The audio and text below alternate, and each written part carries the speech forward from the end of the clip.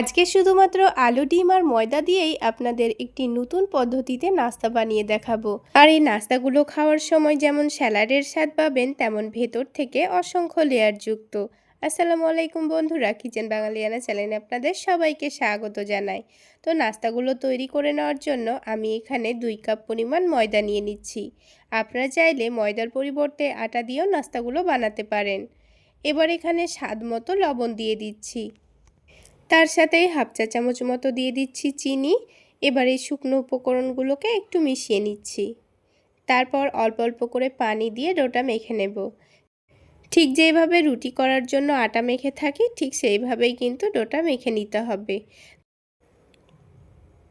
তো কিছুক্ষণের মধ্যেই দেখুন ডোটা আমি খুব সুন্দর স্মুথ করে মেখে নিয়েছি। এখন ডোটাকে আমি 10 মিনিটের জন্য রেস্টে রেখে দেব, আর অন্যদিকে বাকি কাজগুলো করে নেব। এখানে আমি মিডিয়াম সাইজের 2টো সেদ্ধ আলু নিয়ে নিয়েছি। তো একটা কাঁটা চামচের সাহায্যে আলুগুলোকে ভালোভাবে ম্যাশ করে নিয়েছি। এবার এর মধ্যে কিছু মশলা দিয়ে দেব। প্রথমেই অল্প একটু পেঁয়াজ বেরেস্তা দিয়ে দিচ্ছি। আপনারা চাইলে কাঁচা পেঁয়াজও দিতে পারেন। তারপর স্বাদ মতো বিট লবণ দিয়ে দিয়েছি। ঝালের জন্য হালকা মরিচের গুঁড়ো দিয়েছি, আর দিয়ে দিয়েছি ভাজা জিরা গুঁড়ো, আর দিয়ে দিচ্ছি চাট মশলা। অল্প একটু চাট মশলা দেওয়ার চেষ্টা করবেন, তাহলে খেতে ভীষণ ভালো লাগবে। আর সবশেষে 1 টেবিল চামচ দিয়ে দিচ্ছি টমেটো সস। এখানে চাট মশলা আর টমেটো সস দেওয়ার কারণে কিন্তু আলুর পুরটার টেস্ট আরও অনেক গুণ বেড়ে যায়। তো হাতের কাছে থাকলে অবশ্যই দেওয়ার চেষ্টা করবেন, খেতে ভীষণ ভালো লাগে। এবার সব কিছু ভালোভাবে মাখিয়ে নিচ্ছি। খুব সুন্দর করে মিশিয়ে নেওয়া হয়ে যাবে, তখন এটাকে এক সাইডে রেখে দেব। তো দেখুন বন্ধুরা, খুব সুন্দর করে কিন্তু আলুটা আমি মাখিয়ে নিয়েছি। এখন এটাকে আমি সাইডে রেখে দেব। আর এখানে আরও একটি কাজ আমাদের রেডি করে নিতে হবে। এখানে একটা মিডিয়াম সাইজের শসা খোসাটা ছাড়িয়ে ভালোভাবে গ্রেট করে নিয়েছি। আপনারা চাইলে কুচি করেও নিতে পারেন। আর তার সাথে নিয়ে নিচ্ছি গ্রেট করা গাজর, আর নিয়ে নিচ্ছি কুচি করা পেঁয়াজ। এখানে নাস্তাগুলো কতটা পরিমাণ বানাতে চাচ্ছেন সেই অনুযায়ী কিন্তু পরিমাণগুলো নিয়ে নিতে হবে। আর ঝালের জন্য অল্প একটু কাঁচামরিচ কুচি নিয়েছি, আর অল্প একটু ধনেপাতা কুচি নিয়ে নিয়েছি। এবার কিছু গুঁড়ো মশলা দিয়ে দেব, যেমন স্বাদ মতো বিট লবণ দিয়েছি, আর দিয়ে দিয়েছি চাট মশলা।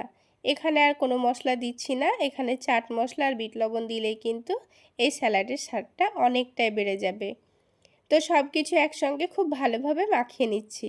স্যালাডটা মাখিয়ে নিয়ে কিন্তু অনেকক্ষণ রেস্টে রাখার দরকার নেই, তা না হলে কিন্তু পানি ছেড়ে দেবে। যখনই নাস্তাগুলো তৈরি করবেন তখনই কিন্তু এটাকে ভালোভাবে মাখিয়ে নিতে হবে। তো এদিকে ডোটাও কিন্তু 10 মিনিট মতো হয়ে গেছে, আর আগের থেকে ডোটা কিন্তু অনেকটাই নরম হয়ে গেছে। তো ডোটাকে এখন একটু ভালোভাবে মেখে নেব। তো ডোটা হাতের মধ্যে লেগে লেগে আসছিল বলে অল্প করে একটু ময়দা নিয়ে নিয়েছি, তাহলে ডোটা একটু মাখতে সুবিধা হবে। তো দেখুন ডোটা কিন্তু খুব সুন্দর করে আমি মেখে নিয়েছি। এখন এটা থেকে লেচি কেটে নেব। এখানে লেচিগুলো কাটার সময় একটা জিনিস খেয়াল রাখতে হবে, 2টো লেচি দিয়ে কিন্তু একটা নাস্তা তৈরি করা হবে, তাই সেই অনুযায়ী লেচিগুলো কেটে নিতে হবে। তো একটা একটা করে লেচি নিয়ে এইভাবে সফট করে লই তৈরি করে নিতে হবে, তাহলে পরোটাগুলো বেলতে খুবই সুবিধা হবে। তো এবার অল্প করে একটু ময়দা ছড়িয়ে দিয়েছি, দিয়ে পাতলা করে লম্বা করে রুটিটা বেলে নেব। আপনারা চাইলে তেল দিয়েও বেলে নিতে পারেন। তো আমার সুবিধা অনুযায়ী আমি একটু ময়দা দিয়ে বেলে নিয়েছি। তো দেখুন অনেকটা লম্বা করে পাতলা করে একটা রুটি বেলে নিয়েছি। ঠিক একইভাবে আমি আরও একটা রুটি বেলে নেব। এই নাস্তাগুলো তৈরি করার জন্য কিন্তু 2টো রুটি একসঙ্গে বেলে নিতে হবে। এবার যে আলুর পুরটা আমি তৈরি করে রেখেছিলাম, ওখান থেকে 1 চামচ মতো নিয়ে এই রুটির চারিদিকে ভালোভাবে মাখিয়ে নেব। তো রুটির চারিদিকে খুব সুন্দর করে আলুর পুরটা লাগিয়ে দিয়েছি। এবার যে আরও একটা আমি রুটি বেলে রেখেছিলাম, এই রুটিটাকে এই রুটির ওপরটায় রেখে দেব।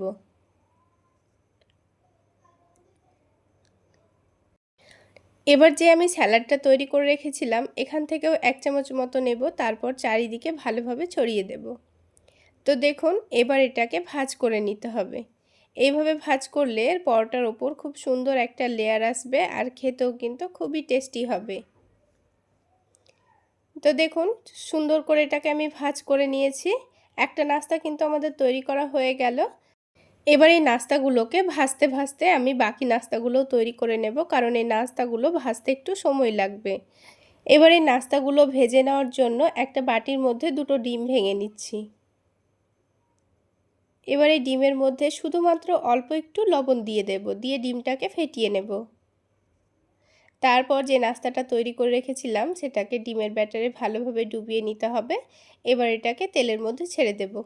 আর এই নাস্তাগুলো ভাজতে কিন্তু খুবই অল্প তেল লাগে, খুবই অল্প তেলের মধ্যে ভাজা হয়ে যাবে। তো দেখুন তেলটা আমি হালকা গরম করে নিয়েছি, তারপর নাস্তাটাকে দিয়ে দিলাম। আপনারা চাইলে নাস্তাগুলো ঘি দিয়েও ভেজে নিতে পারেন। তো একদিকটা যখন হালকা একটু হয়ে এসেছে তখন আমি উল্টে দিয়েছি। আর এই নাস্তাগুলো ভাজতে কিন্তু আমার 8 থেকে 9 মিনিট মতো সময় লেগে গেছে। একটু সময় নিয়ে না ভাজলে কিন্তু ভেতরে যে লেয়ারগুলো আছে সেগুলো কিন্তু কাঁচাই থেকে যাবে, তখন কিন্তু নাস্তাগুলো খেতে খুব একটা ভালো লাগবে না। তাই উল্টে পাল্টে গ্যাসের ফ্লেমটা লোতে করে দিয়ে খুব সুন্দর কালার আসা পর্যন্ত ভেজে নিয়েছি। তো দেখুন বন্ধুরা, আমি আপনাদের আরও একটি নাস্তা ভেজে দেখিয়ে দিচ্ছি। আর দেখুন নাস্তাগুলো কিন্তু খুব সুন্দর ফুলে উঠছে। খেতে এত মজার হয় বন্ধুরা, আপনারা যদি একবার বানিয়ে খান আবার বানাতে ইচ্ছে করবে। আর এই একটা নাস্তার মধ্যে থেকেই কিন্তু আপনারা 3 রকমের স্বাদ পাবেন। আলু পরোটা, ডিম পরোটা এবং স্যালাডের স্বাদ পাবেন, আর খেতেও হবে ভীষণ মজার। তো বন্ধুরা, আমার রিকোয়েস্ট রইল আমার এই রেসিপি ফলো করে একবার হলো বানিয়ে খাওয়ার। তো দেখুন বন্ধুরা, ঠিক একইভাবে আমি সবগুলো নাস্তা ভেজে নিয়েছি। আর একটা নাস্তা আমি আপনাদের কেটেও দেখিয়ে দেব, ভেতরে কত সুন্দর লেয়ার বোঝা যাচ্ছে, আর এর ভেতরটাও কিন্তু খুব সুন্দর ভাজা ভাজা হয়ে গেছে। তাহলে বন্ধুরা, আজকের এই রেসিপিটি আপনাদের কেমন লাগলো অবশ্যই কমেন্ট করে জানাবেন। আর ভালো লাগলে একটা লাইক শেয়ার করে দেবেন। আর আমার এই সহজ রেসিপিগুলো যদি ইউটিউব চ্যানেল থেকে দেখে থাকেন চ্যানেলটি সাবস্ক্রাইব করে দেবেন। আর ফেসবুক পেজ থেকে দেখে থাকলে পেজটি ফলো করে দেবেন। তো এই নাস্তাগুলোকে আমি টমেটো সসের সঙ্গে পরিবেশন করে নিয়েছি।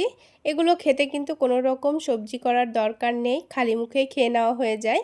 চাইলে এভাবে বানিয়ে আপনারা বাচ্চাদের স্কুল টিফিনেও দিতে পারেন। তাহলে বন্ধুরা, আজকে এই পর্যন্তই। সকলে অনেক বেশি ভালো থাকবেন, সুস্থ থাকবেন।